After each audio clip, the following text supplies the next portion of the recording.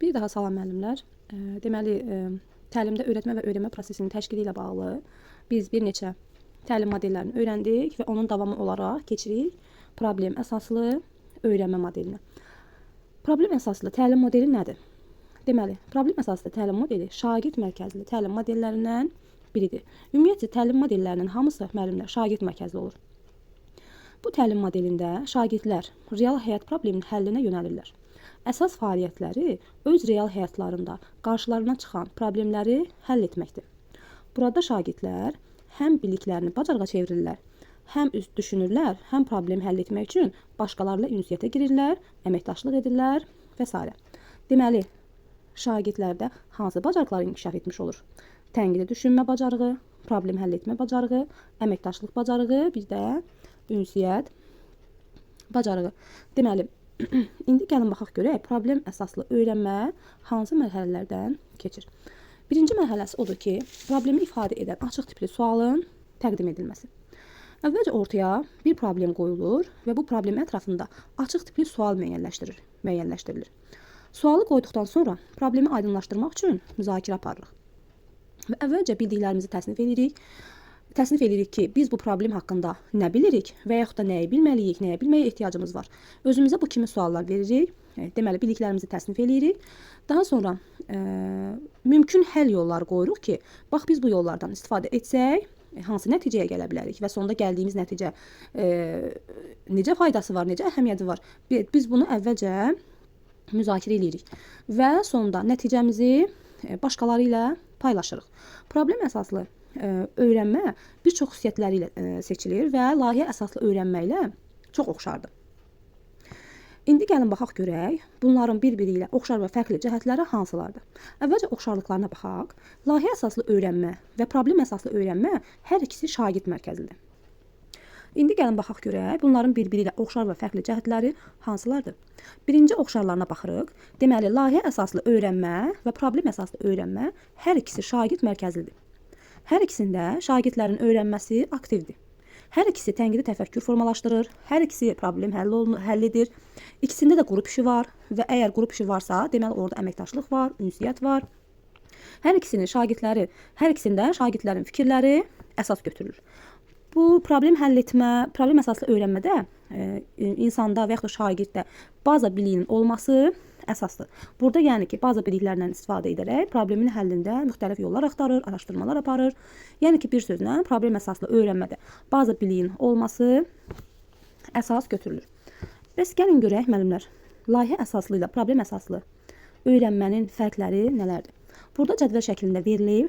Deməli, layihə əsaslı və problem əsaslı yanaşma tərzinə görə, orada müəllimin roluna görə, əhatə dairəsi və müddətinə görə, bir də qiymətləndirməyə görə bir-birlərindən fərqlənirlər. Əvvəlcə layihə əsaslıya baxaq. Layihə əsaslı öyrənmə geniş spektrli mövzunu əhatə etməklə kompleks problemlərə yönəlir. Yəni ki, layihə əsaslı öyrənmədə əsasən bir problem yox, sadə problem yox, mürəkkəb problem həll olunur. Orada şagirdlər nəticəni yekunda təqdim edirlər, ortaya məhsul qoyurlar. Daha sonra şagirdlərin anlamasının və əldə etdiyi bacarıqların aydın göstəricisi olmalıdır. Orada şagirdlər musiqidən, rəqsdən, roldan istifadə edirlər və hazırladığı məhsulu rəqs vasitəsilə və yaxud da rol vasitəsilə, musiqi vasitəsilə ortaya bir məhsul şəklində qoyurlar. Bəs baxaq görək, burada layihə əsaslı öyrənmədə müəllimin rolu nədən ibarətdir və problem əsaslı da müəllimin rolu nədən ibarətdir? Layihə əsaslı öyrənmədə müəllim bir fasilitator kimi çıxış edir. Yəni şagirdlərə layihə işi boyunca onlara dəstək olur, istiqamət verir, lazım gələndə resurslarla təmin edir və yaxud da müntəzəm onlara rəy verir və deməli onlarla yaxından iştirak edir. Layihə işində onlarla yaxından iştirak edir, daimi rəy verir, istiqamət verir, bir sözlə fasilitatorluq edir. Amma problem əsaslı öyrənmədə burada müəllim fasilitatorluq rolu davam etsə də, amma o müəllim bir addım şagirddən geridə olur. Bir addım geridə olur. Yəni burada əsas şagirdlərin problem seçməsi, informasiyanın toplaması və problemin həllinin formalaşdırılmasında şagirdlərə sərbəstlik verir. Yəni burada şagird özü sərbəst olaraq problemin həllinə müxtəlif yollar axtarır, araşdırma aparır və problemin həllinə çalışırlar. Amma burada problem əsaslı da müəllim bir addım geridə olur. Layihə əsaslı da müəllim daim şagirdlərlə bir yerdə olur, onlara istiqamət verir, lazım gələndə rəy verir, müxtəlif resurslarla təmin edir. Amma problem əsaslı da müəllim bir addım geridə olur. sərbəstlik verir şagirdlərə. Şagirdlər özləri sərbəst problemi həll edirlər, həll yolları axtarırlar və s. Bəs əhatə dairəsi və müddətinə gələndə layihə əsaslı öyrənmə biraz kompleks problem olduğuna görə onun həllində, onun hazırlanmasında biraz vaxt tələb edir. Yəni ki, bu bir yarım il də əhatə edə bilər, bütöv bir ili də əhatə edə bilər. Deməli, burada dərin araşdırma getdiyinə görə və sonda model, məhsul ortaya qoyulduğuna görə burada vaxt müddəti biraz geniş olur. Çox vaxt gedir. Yarım ili, bir ili əhatə edir. Amma problem əsaslı da bu bir neçə günü və yaxud da həftəni əhatə edə bilir. Yəni burada məqsəd təqdim edilən konkret bir problemi həll etməkdir. Burada ortaya məhsul qoyulmur, layihə hazırlanmır. Sadəcə olaraq ortaya qoyulmuş bir problemi bir neçə gün ərzində və yaxud da bir həftə ərzində problemi həll etməkdən ibarətdir. Və qiymətləndirməyə gələndə layihə əsaslı öyrənmə kompleks model olduğuna görə qiymətləndirmə meyarları da mürəkkəb olur. Həm məzmun baxımından qiymətləndirilir, həm əməkdaşlıq baxımından, həm ünsiyyət baxımından, həm kreativlik baxımından, həm də təqdimat kimi bacarıqlar baxımından qiymətləndirilir. Amma problem əsaslı da problemin həlli prosesi, tənqidi düşüncə və təklif edilən həll yolunun keyfiyyət baxımından qiymətləndirilir. Yəni sadə qiymətləndirmə aparılır. Deməli, bu da oldu layihə əsaslı ilə problem əsaslı öyrənmənin fərqi. Təlimdə öyrətmə və öyrənmə prosesinin təşkili ilə bağlı öyrəndiyimiz təlim modellərindən biri də layihə əsaslı öyrənmədir. Layihə əsaslı öyrənmə Project Based Learning kimi də adlandırılır və bu sözlərin baş hərflərinin birləşməsindən qısacası PBL kimi də adlandırılır. Layihə əsaslı öyrənmə müəyyən vaxt ərzində araşdırma aparmaqla, daha çətin sual və problemə cavab axtarmaqla şagirdin bilik və bacarığının əldə etdiyi bir təlim modelidir. Bu modeldə aktiv və dinamik şagirdlər üçün daha çox dərs maraqlı olur, daha çox dərsə cəlb olunurlar. Amma müəllim yönümlü dərslərdə dinamik və aktiv şagirdlər üçün dərs çox maraqsız keçir. Və dərsin əksəriyyəti, şagirdlərin əksəriyyəti dərsə cəlb olunmurlar. Bu müəllim yönümlü təlim prosesində şagirdlər əldə etdikləri bilikləri çox vaxt real həyatla əlaqələndirə bilmirlər və ona görə də onların öyrəndikləri bilikləri sadəcə bilik olaraq qalır. Amma təhsil nə deyir? Təhsil deyir ki, təhsil təkcə nəzəri biliklərin öyrənilməsi ilə yekunlaşmır. Biliklərini həyatla tətbiq etməlidirlər, bacarığa çevirməlidirlər. Bu cür yanaşma isə layihə əsaslı öyrənmənin alternativlərindən biridir. Bəs indi gəlin görək, layihə əsaslı öyrənmənin özü nədir? Layihə əsaslı öyrənmə öyrənilən bilikləri onların tətbiqi ilə uzlaşdıran bir təlim modelidir. Yəni ki, burada şagird öyrəndiyini real həyatda tətbiq edir, lazımi məqamlarda istifadə etməyi bacarır. Digər təlim modellərində olduğu kimi layihə əsaslı öyrənmənin də özünə məxsus addımları var. Gəlin baxaq görək, indi addımlar hansı addımlardan ibarətdir. Birinci addımı sualın qoyuluşudur. İkinci planın tərtibatı, üçüncü araşdırma və məhsul hazırlığı, dördüncü skafolding, beşinci isə nəticələrin yoxlanılması və prosesin dəyərləndirilməsi. Gəlin baxaq görək, indi bu addımlar özündə necə göstərir. İlkin mərhələdə şagirdlər ortaya bir sual qoyurlar, problem qoyurlar. Bu problem ətrafında suallar təşkil edirlər, müzakirələr tərtib edirlər ki, biz problemi necə həll edəcəyik, hansı yollarla həll edəcəyik və s. Bu cür əsas ortaya sual qoyulur, problem qoyulur. Daha sonra bu sual ətrafında plan tərtib edilir. Plan tərtib etdikdən sonra artıq biz araşdırma aparırıq. Və araşdırma apardıqdan sonra məhsul hazırlayırıq və sonda məhsulu təqdim edirik. Deməli, sualın qoyuluşu mərhələsində biz ilk öncə real həyatdan götürülmüş bir problem əsasında sual qoymalıyıq. Bu sual açıq tipli olmalıdır. Yəni ki, bu sual şagirdləri müxtəlif həll yolları tapmağa həvəsləndirməlidir. Və ən çox da şagirdi sonda uğur qazanmasına inam yaratmalıdır ki, biz bu yolla getsək, bu problemi həll etsək, sonda uğur qazanacaq. Növbəti addımda isə artıq fəaliyyət üzrə biz plan tərtib edirik. Və bu planda fənlər arası inteqrasiyadan, fənn üstü inteqrasiyadan istifadə edirik və planda hansı resurslardan, hansı informasiyalardan istifadə edəcəyimizi artıq müəyyənləşdiririk və planlaşdırırıq. Planın hazırlanmasında şagirdlər aktiv iştirakçı olmalıdırlar. Yəni planın hazırlanmasında özləri yaxından iştirak etməlidirlər. Burada müəllimin mentorluğu da irəli çəkilməlidir. Yəni ki, müəllim lazımi məqamlarda planda dəyişiklik edə bilər. Daha sonra keçirik araşdırma mərhələsinə. Artıq plan ortaya bir sual qoyduq, problem qoyduq və problem ətrafında plan tərtib etdik. və planı tərtib etdikdən sonra artıq biz nə edirik? Başlayırıq araşdırmaya. Və araşdırma aparıldıqdan sonra hər hansı bir məhsul hazırlayırlar. Məhsul hazırlığı həyata keçirilir. Və bu məhsul layihəni təqdim etmək üçün hazırlanır və hazırlıq prosesi gedir sadəcə orada. Sonra araşdırma aparıldıqdan sonra bu proses müəllim tərəfindən yaxından izlənilir və yerində konstruktiv rəy, əks əlaqə də verilə bilər. Və müəllim bəzən görür ki, şagirdləri hər hansı bir məqamda çətinlik çəkirlər və onlara köməklik göstərir. Müəyyən resurslarla, müəyyən məsləhətlər verməklə şagirdlərə köməklik göstərir, bir növ scaffolding edir. Və sonda layihə tamamlanandan sonra şagirdlər öz hazırladıkları məhsulu qiymətləndirməlidirlər. Və bu qiymətləndirməni rubriklər vasitəsilə aparırlar. Burada şagirdlərin iştirakı ilə qiymətləndirmə aparılır və həm şagirdlər özlərini qiymətləndirə bilərlər, həm yoldaşlarını qiymətləndirə bilərlər. Şagirdlər əldə edilən nəticə, məhsul, bilik və bacarıqların müzakirəsi ilə yanaşı burada şagirdlərin keçirdiyi hisslər də çox əhəmiyyətlidir. Və sonda şagirdlər layihələrini tam təqdim etməmişdən əvvəl öz layihələrini sınaqdan keçirməlidirlər, doğruluğunu yoxlamalıdırlar. Əmin olduqdan sonra və artıq görsələr ki, hər hansı bir problem var, təkrar o problemi həll edirlər və həll etdikdən sonra sonda öz məhsullarını, öz layihə işlərini təqdim edirlər təqdimat formasında və sonda qiymətləndirilirlər və təkmilləşdirilir. Ümumən layihələrin hazırlanması uzun bir vaxt çəkir. Bu bir neçə ayda əhatə edə bilər, bir ili də əhatə edə bilər, bir il yarımı da əhatə edə bilər və bu zaman şagirdlər də həm fənlər arası inteqrasiyadan istifadə edirlər, həm fənn üstü inteqrasiyadan istifadə edirlər.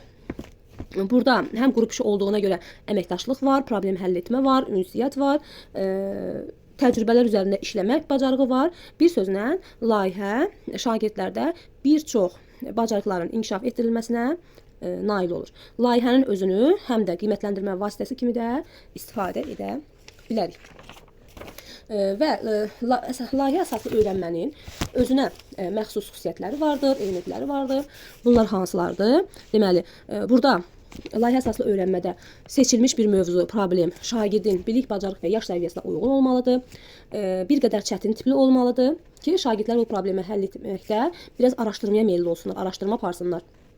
Və proses zamanı şagirdlər dərin və davamlı araşdırma aparmalıdırlar. Bu zaman onlar müxtəlif resurslardan, müxtəlif informasiya vasitələrindən istifadə edirlər, daim öyrənmə prosesində olurlar, müzakirə edirlər. Və layihənin mövzusu həyatdan götürülməlidir, şagirdlərin maraq dairəsinə uyğun olmalıdır. Şagirdlər layihə boyu gördükləri işlə bağlı qərarlar verir, öz fəaliyyətlərini qiymətləndirirlər, refleksiya edirlər. Bir-birlərinə əks əlaqə verirlər, konstruktiv rəy verirlər və şagirdlərlə birgə çalışan müəllimlər də bu layihənin səmərəliliyini, qarşılaşdıqları çətinlikləri, onları necə həll edəcəklərlə bağlı müzakirələr aparır, fikirlər yürüdürlər.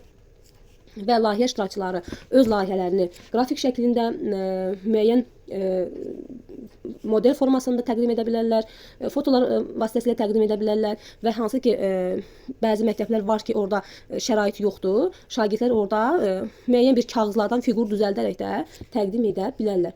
Deməli, təqdimat həm sinif daxilində, həm də sinifdən kənarda aparıla bilər. Burada layihə işində mövzunun plagiatlığı yoxlanılmalıdır.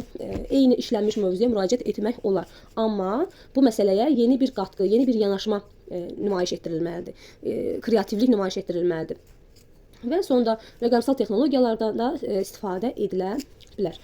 Və layihə əsaslı öyrənmə nəzərə almaq lazımdır ki, müəllimlər bəzən layihə dərslə layihə əsaslı öyrənməni bir-birinə qarışdırırlar, bir-birlərinə oxşardırlar, amma fərqliliklər də var. Layihə dərs odur ki, bir dərs müddətində şagird öyrəndiyi biliyi bacarığa çevirir və dərsdən sonra hər hansı bir model hazırlamaqla, layihə hazırlamaqla dərsini təqdim edir. Amma layihə əsaslı öyrənmə odur ki, burada bilik və bacarıqlar layihənin reallaşdırılması zamanı baş verir. Layihə dərsdə bilik və bacarıqdan sonra baş verir, bir dərs müddətində baş verir, amma layihə əsaslı öyrənmə isə burada bilik və bacarıq layihənin reallaşdırılması zamanı baş verir. Layihə əsaslı öyrənmənin özü də uzun bir vaxt çəkir. Bu bir dərsi əhatə etmir. 1 ay, 2 ay, 3 ay, hətta 1 ilə qədər də çəkə bilər. Deməli, layihə dərslə layihə öyrənməndə fərqi bu oldu və keçək görək layihə əsaslı öyrənmənin nə kimi faydaları var. Burada 21-ci əsrin bacarıqları formalaşdırılmış olur. Tənqidi və yaradıcı təfəkkür inkişaf edir. Daha sonra əməkdaşlıq, ünsiyyət, problem həll etmə kimi bacarıqlar inkişaf edir. və bir çox şagirdlərin bir çox bacarıqlara sahib olmasını təmin edir. Burada bir dənə də layihə mövzusu verilib nümunə olaraq, deməli iqlim dəyişikliyi ilə bağlı və sonda şagirdlər layihənin qiymətləndirilməsini aparırlar və qiymətləndirmə necə olmalıdır? Müxtəlif meyarlara əsasən aparıla bilər. Burada həm tədqiqatın dərinliyi, təkliflərin effektivliyi, təqdimatın keyfiyyəti, fənn ilə mövcud problemlərin inteqrasiyası və s. bağlı meyarlar əsasında qiymətləndirmə aparılır. Deməli, layihə əsaslı dərs adi formada təqdim olunan coğrafiya dərsindən əsaslı şəkildə fərqlənir.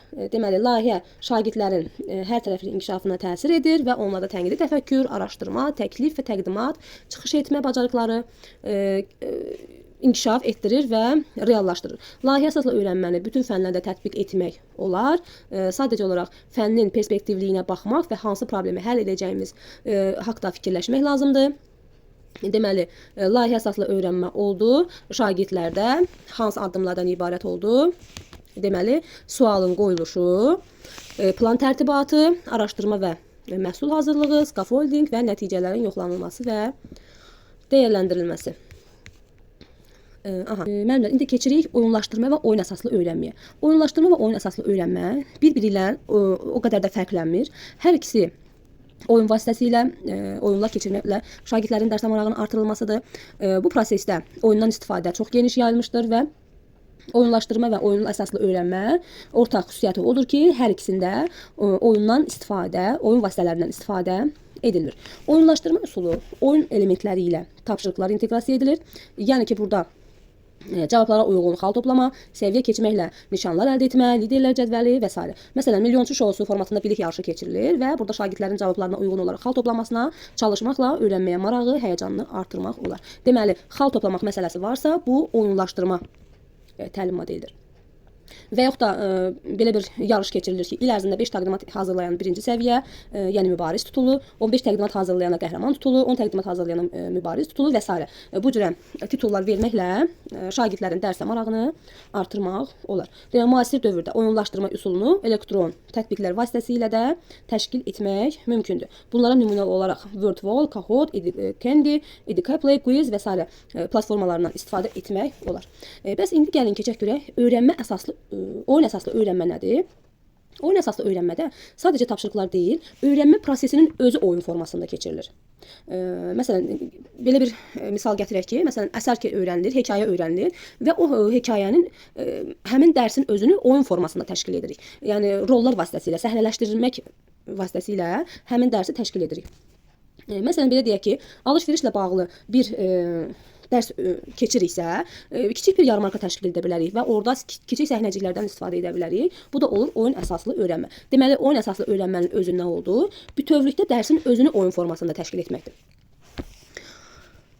Və oyun vasitəsilə öyrənmə prosesinin təşkilində özünə xas faydaları var, üstünlükləri var. Bu üstünlüklərdən biri odur ki, dərsə öyrənməyə maraq oyadır, integrativliyi, iştirakçılığı artırır, yerində sürətli əks əlaqəni təmin edir, mərhələli, pilləli inkişafı aydın göstərir, kontekstdə öyrənməni təmin edir, əməkdaşlığa və sosial öyrənməyə imkan verir.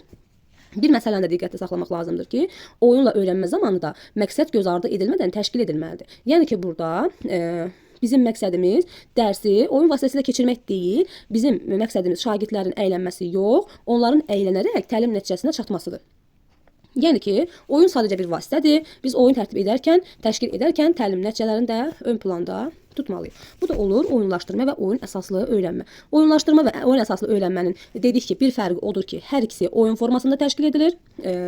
Amma fərqi ondan ibarət oldu ki, oyun əsaslı öyrənmə təkcə tapşırıqları deyil, bütövlükdə dərsin özünü oyun formasında təşkil edirik. Yəni səhnəciklər formasında, rollar formasında təşkil edərək dərsimizi keçirik. Amma oyunlaşdırmada sadəcə olaraq bir yarış keçirilir və bu yarışlarda xal toplama var, titul almaq var.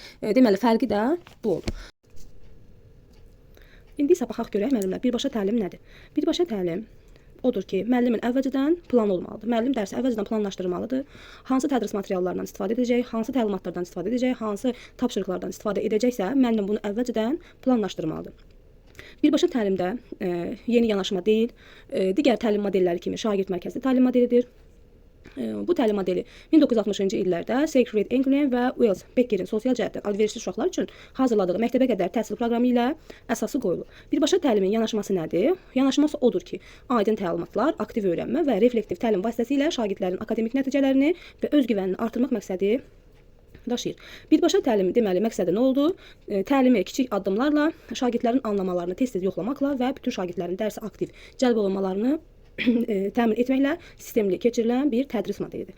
Birbaşa təlimində özünün fəlsəfi prinsipləri var. Fəlsəfi prinsiplər nədir? Yəni bütün şagirdlər öyrədilə bilər, bütün şagirdlər akademik və özgüvən baxımından inkişaf edə bilər. Təlim elə təşkil olunmalıdır ki, şagirdlərin öyrədilən məlumatları yanlış anlaması ehtimalı azaldılsın və təlimin effektivliyi gücləndirilsin. Deməli bu prinsipdən bir məsələ ortaya çıxır ki, deməli bütün şagirdləri biz öyrədə bilərik. Bütün şagirdlərin akademik səviyyəsini, özgüvən səviyyəsini yüksəldə bilərik. Yəni bu demək deyil ki, bəzi şagirdlər deyək ki, deyir, oxuya bilmir, öyrənə bilmir.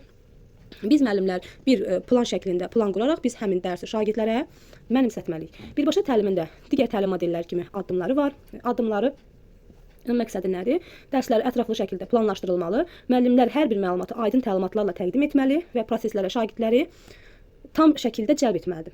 Şagirdlərdə maraq yaratmalıdır. Birbaşa təlim modelində müəllimin də rolu var, müəllimin də özünün addımları var. Bu təlim modelində müəllim nə etməlidir? Giriş və öyrənənləri nəzərdən keçirdikdən sonra öyrənmək üçün zəmin yaratmalıdır. Şagirdlərin nə etməli olduqları ilə bağlı aydın izahatlar verməlidir, aydın təlimatlar verməlidir. Daha sonra təlimi nümayiş etdirməlidir. Şagirdlərə öyrənmənin tətbiqini təşkil etməlidir və şagirdlərin prosesdə iştirakını izləməlidir. Şagirdləri uğur qazanacağını əmin olduqdan sonra artıq şagirdlərin müstəqil şəkildə işləməsinə şərait yaratmalıdır və sonunda şagirdin öyrənməsini qiymətləndirməlidir. Gəlin indi baxaq görək, birbaşa təlimin prinsipləri hansılar? Bu təlimin 6 dənə prinsipi var. Birinci prinsip odur ki, tədrisdə daha öncə öyrəndiklərimizdən təkrar gətirməliyik, nümunə gətirməliyik, dərsimizə təkrarla başlamalıyıq. Əvvəlcə şagirdlər əvvəlki dərslərdə, əvvəlki siniflərdə öyrəndiklərini yenidən nəzərdən keçirmələri, bildikləri ilə yeni öyrəndikləri arasında əlaqə yaratmasını biz təmin etməliyik, gücləndirməliyik. Hər dərsə təkrarla başlamalıyıq. Əvvəlki öyrəndiyimiz dərslər haqqında bir neçə sual verərək şagirdlərin köhnə bildiklərini, yeni bildiklərini əlaqə yaratmasına zəmin yaratmalıyıq və beləliklə birbaşa təlimin birinci prinsipini yerinə yetirmiş olarıq. Deməli, təkrar etmək şagirddə belə bir atalar sözü də var ki, təkrar biliyin anasıdır. Yəni ki, biz bildiklərimizi nə qədər təkrar etsək, o bizdə avtomatikləşəcək və vərdiş halına gələcəkdir. Deməli, birinci prinsipdə, birinci addımda nə etdik? Dərsimizi mövzuya başlamazdan öncə əvvəlki bildiklərimizlə təkrar etməliyik. Təkrar suallar verərək əvvəlki bildiklərimizi təkrar etməliyik. Bəs gəlin görək təkrarı necə etməliyik? Bu şagirdlərdə necə təkrar etməliyik? Müəllimlər nə etməlidir? Dərsə başlamazdan əvvəl müəyyən etməlidirlər ki, şagirdlərdə hansı söz, hansı riyazi faktlar, hansı anlayışlar avtomatikləşdirilməlidir. Əvvəlcə bunu müəyyən etməlidir. Daha sonra dərsin təkrarı üçün həmin faktlardan, həmin məlumatlardan təkrar suallar verərək şagirdlərin təkrarlamasına şərait yaratmalıdır. Şagirdlərdən çətinlik çəkdikləri, səhv etdikləri məqamları bölüşmələrini istəmək lazımdır. Yeni material üçün lazım olan köhnə bilikləri praktik şəkildə yeniləmək lazımdır. Dərindən öyrənilməli olan materialları tez-tez xatırlamaq lazımdır. Bu oldu bizim birinci prinsipimiz. İndi baxaq görək ikinci prinsip nədir? İkinci prinsip odur ki, yeni materialı kiçik hissələrlə təqdim etmək və hər hissədən sonra şagird fəaliyyətinə yer ayırmaq. Bu prinsipdə biz məlum olaraq nə etməliyik? Bir mövzunu keçməmişdən əvvəl həmin mövzunu kiçik hissələrə bölürük və bu hissələri hissə-hissə şagirdlərə öyrətdikdən sonra hər hissənin sonunda onların anlamalarını yoxlamaq üçün tapşırıq verməliyik, tapşırıq yerinə yetirməliyik və əgər əmin olduqdan bu hissənin öyrənilməsinə əmin olduqdan sonra artıq biz keçməliyik növbəti addıma. Deməli, bu da olur ikinci prinsip. İkinci prinsipdə nə etməliyik? Dərsi hissələrə bölərək keçmək lazımdır və hər hissənin şagirddə mənimsənilməsinə əmin olduqdan sonra növbəti hissəyə keçə bilərik. Deməli, hissə-hissə öyrətmənin əhəmiyyəti nədir? Əhəmiyyəti odur ki, şagirdlərdə uzun müddətli yaddaş qısa olduğu üçün biz mövzunu bütöv şəkildə şagirdlərə öyrətsək, onların yaddaşı artıq işləməməyə başlayacaq və məlumatı artıq qəbul etməyəcək. Ona görə də biz həddindən artıq informasiya ilə uzun müddətli yaddaşımızı tutmuruq da. Yəni uzun müddətli yaddaşımızın tutumu az olduğuna görə biz bütöv bir şəkildə mövzunu şagirdlərə versək, onların yaddaş tutumunu aşır və onların emal edilməsi mümkünsüzləşir. Beləliklə də şagirddə artıq dərsə qarşı marağı azalır, həvəsi azalır. Bu səbəbdən də biz biliyi şagirdlərə kiçik hissələrə təqdim etmək, hər təqdimatdan sonra şagird fəaliyyətinə yer ayırmaq və bu biliklərin möhkəmləndirdikdən sonra digər hissələrə keçmək lazımdır. Deməli, ikinci prinsipin əsas məqsədi oldu ki, dərsi hissələrə bölərək keçmək, hər hissədən sonra şagirdləri tapşırıq etməsinə şərait yaratmaq və həmin hissənin mənimsənilməsinə əmin olduqdan sonra digər hissəyə keçməkdir.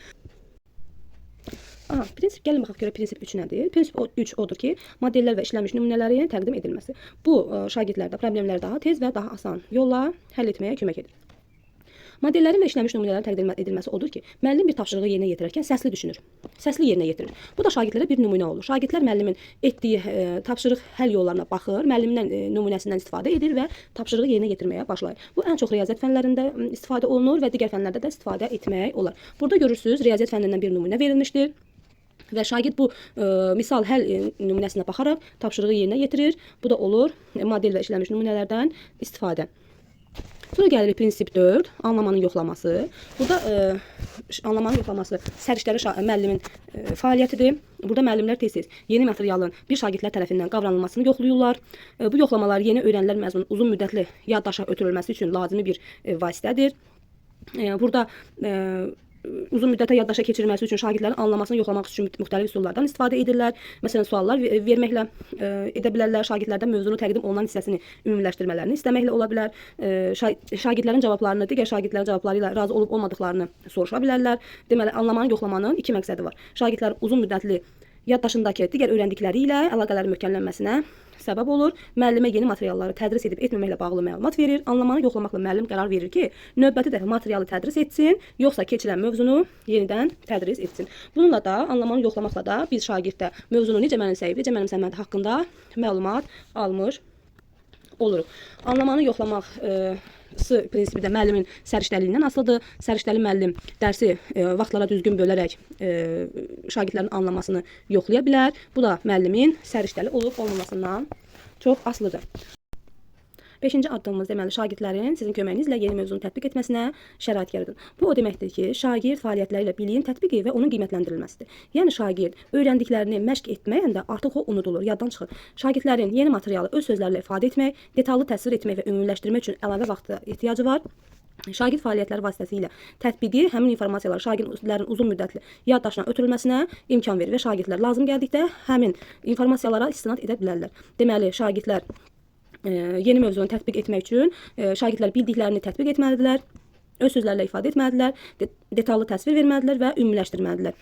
Yəni ki, şagirdlər bildiklərini davamlı məşq etməlidirlər ki, unutmasınlar. Sonra gəlir prinsip 6, çətin tapşırıqlar üçün müvəqqəti dəstək verir. Burada müəllimin rolu çox vacibdir. Müəllim izahları verdikdən sonra tək izahla yetinməməlidir. Şagirdlərə scaffolding strategiyalarından istifadə üçün yol göstərməlidir, istiqamət verməlidir.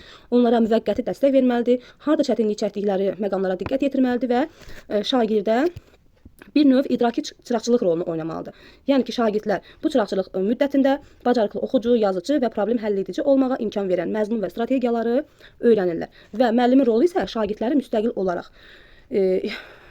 olanadək işləmələri üçün onlara nümunələr verməlidir və dəstək verən bir usta olmalıdır. Yəni bir sözlə, bu prinsipdə müəllim şagirdlərə istiqamət verən, yol göstərən, scaffolding edən bir vasitəçi olmalıdır. Burada müəllimin dəstəyi müvəqqəti olmalıdır. Şagirdlər mövzunu tam öyrənənə qədər, çətinlik çəkdikləri məqamlarda tam təkmilləşənə qədər müəllim şagirdlərə bir növ yardımcı olmalıdır, kömək olmalıdır.